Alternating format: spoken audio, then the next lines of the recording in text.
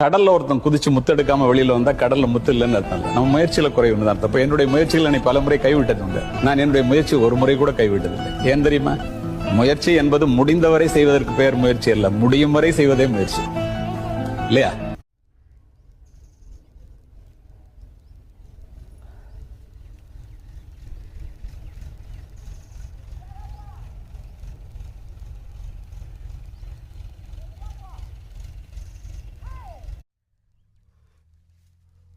Linka